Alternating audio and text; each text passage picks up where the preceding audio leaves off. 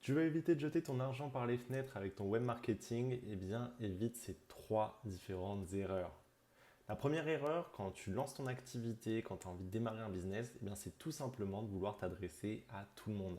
Alors, c'est bien sympa, hein, dans l'idée, on a envie que notre message soit perçu par le plus grand nombre, mais malheureusement, dans la réalité, eh ben, c'est pas du tout comme ça que ça marche. Plus tu vas adresser à une zone large, à une large étendue de personnes différentes, moins ton message va être clair, percutant et bien adressé.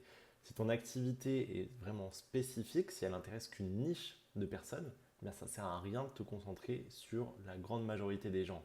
Parce qu'il y a plein de personnes qui ne vont pas du tout aimer ce que tu fais, tu ne vas pas avoir d'interaction et tu auras surtout pas de conversion. Alors, il faut plutôt concentrer toute ton activité, toute ton énergie et toutes tes stratégies vers les personnes qui vont vraiment s'intéresser à ton business. Et pour ça, rien de plus simple, c'est quelque chose qu'on voit à la base du marketing digital ou du marketing en général, c'est de faire des personas. Un persona, c'est une personne fictive qui va représenter ta cible, ton cœur de niche.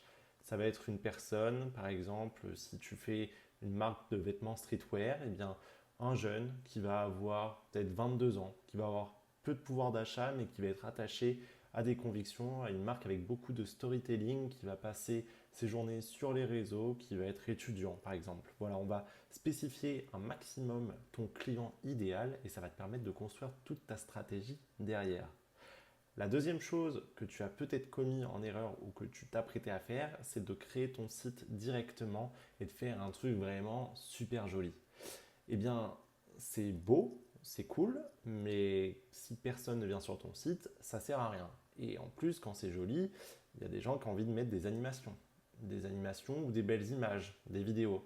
Eh bien, tout ça, ça alourdit ton site. Et le problème d'un site lourd, c'est qu'il met du temps à charger. Un site qui met du temps à charger, c'est un taux de rebond qui va augmenter. Un taux de rebond, c'est tout simplement quand quelqu'un vient sur ton site, il repart directement parce que ton contenu, il ne se charge pas du tout. Et même avec la fibre, si ça met du temps à charger, c'est que ça va vraiment pas. Donc avoir un beau site, ça peut être bien pour certains domaines, si tu fais de la photo, si tu as vraiment un aspect très graphique, mais sinon ça va servir à rien et toutes les animations, ça vient plus perturber la personne plutôt que de l'aider. Donc il faut un site beau éventuellement, qui peut se distinguer des autres, mais c'est surtout un site fonctionnel et optimisé au niveau du SEO par exemple. Le SEO, pareil, on apprend ça dans les bases du marketing digital, c'est Search Engine Optimization. C'est de l'anglais et ça veut tout simplement dire le référencement naturel. Alors pourquoi référencement naturel? Naturel parce qu'on ne vient pas impacter le référencement par du payant, donc c'est du référencement qui va être gratuit. Et pour le mettre en place, on va avoir plusieurs bonnes pratiques. Ça va être l'optimisation des descriptions de tes produits, la description avec la balise Alt sur tes images. On en reviendra bien sûr sur tous ces éléments dans une autre vidéo. D'ailleurs, si ça t'intéresse, n'hésite pas à me poser des questions. Je me ferai un plaisir d'y répondre. Voilà, le SEO, c'est plein de bonnes pratiques à mettre en place qui vont te permettre d'atteindre la page numéro 1 sur Google et d'atteindre les premiers résultats.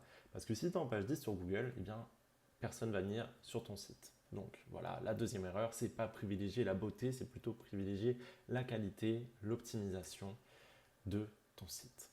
Et la troisième erreur que beaucoup de gens font, eh bien, c'est de ne pas aller sur les réseaux sociaux.